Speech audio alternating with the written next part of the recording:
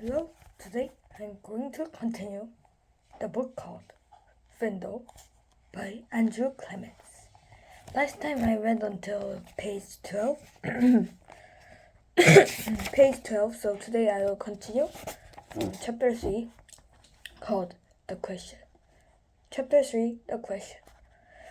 The first day of school was always a get acquainted day. Books were passed out, and there was a lot of chatter. Everyone asked, "What did you do over the summer?" Period 1 through 6 went by very smoothly for Nick. But then came period 7. Mrs. Granger's class was all business. The first thing they did was take a vocabulary test to see how many of the 35 words for the week the kids already knew. Tremble, curricular, orchestra, the list went on and on. Nick knew most of them. Then there was a handout about class projectors.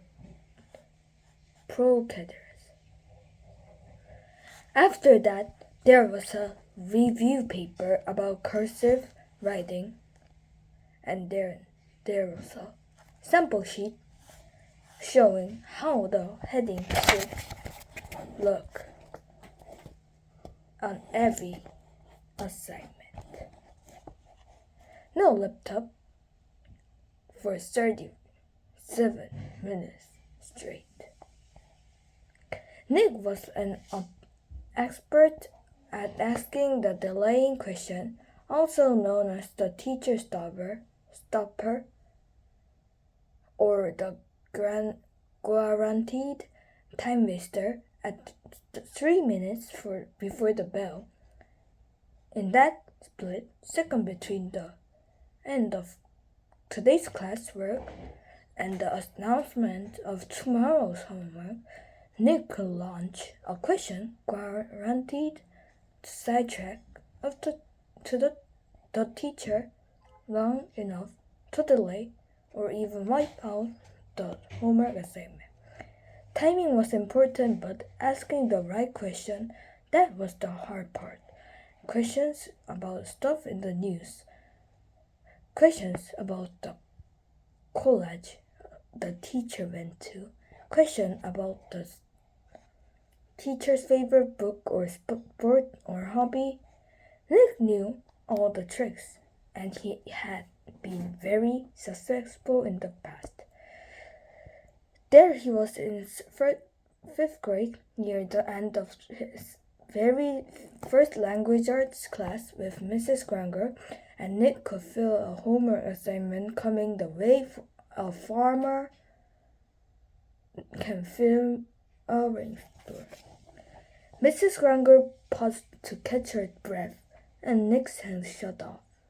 She glanced down at her seating chart, and then up at it. Her sharp gray eyes were not even turned up into half power. "Yes, Nicholas." "Mrs. Granger, you have so many dictionaries in this room, and that huge one especially. Where did all those words come from? Did they just get copied from other dictionaries? It sure is a big book." It was a perfect dot grenade. Kapow! Several kids smiled, and a few picked out the clock. Nick was famous for this, and the whole class knew what he was doing. Unfortunately, so did Mrs. Granger. She hesitated a moment and gave Nick a smile that was just a little too sweet to be real. Her eyes were the color of a thunderstorm. "Why, what an interesting question, Nicholas. I could talk about that for hours, I bet." She glanced around the classroom. "Do the rest of you want to know too?" Everyone nodded yes. "Very well then, Nicholas, will you do some research on that subject and give a little oral report to the class. If you find out the answer yourself, it will mean so much more than if I just told you. Please have your report ready for our next class.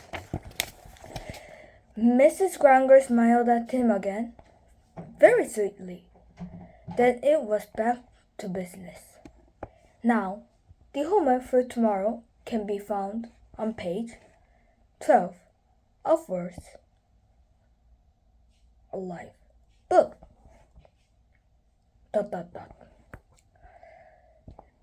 Nick barely heard the assignment. His heart was pounding and he felt small, very small. He could feel the tops of his ears glowing red. A complete shutdown. An extra assignment. And probably a little black mark next to his name on the seating chart. Everything he had heard about his teacher was true. Don't mess around with the lone Granger. Next time I'm going to continue with chapter 4, Word Detective. Thank you for listening.